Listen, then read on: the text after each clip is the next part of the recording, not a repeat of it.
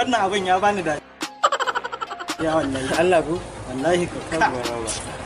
Allah ya yi kyau lafiya lau kai abin nan ya yi kyau wallahi no musta ga mutumin kanan zuwa fa wai kowa ya bata mai rai to bari ya zo mu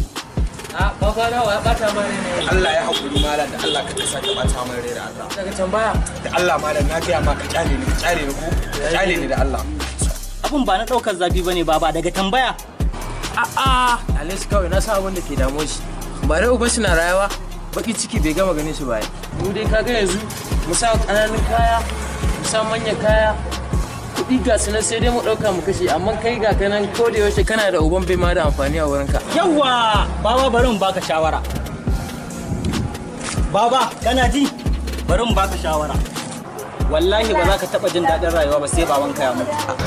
kai fataka da kuɗi kai wai motocin babanka nawa ne ba san kai 20 ba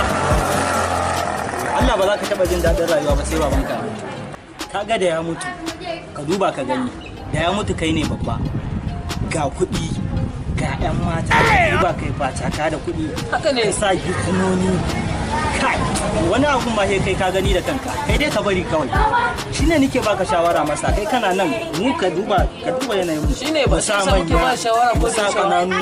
kai kana nan kana abin nan jibi yanda ka kodi ni har tausayi ma kake bani ko irin wayan nan ta zamani baka da ita ka duba ko kifa baka da ita wallahi ha ba da Allah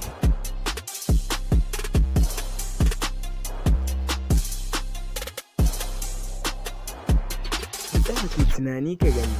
idan fa ya mutu kai ne babba ga dukiya ga mota ga gida ga 'yan mata ka yi yadda hake so da su ba wani wanda zai hana ka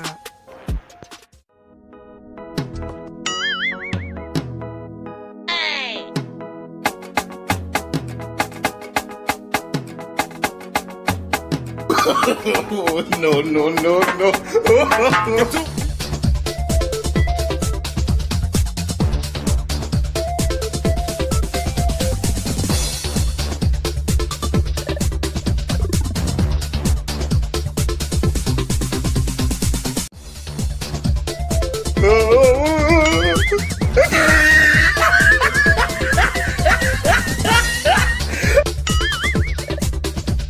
Oh no!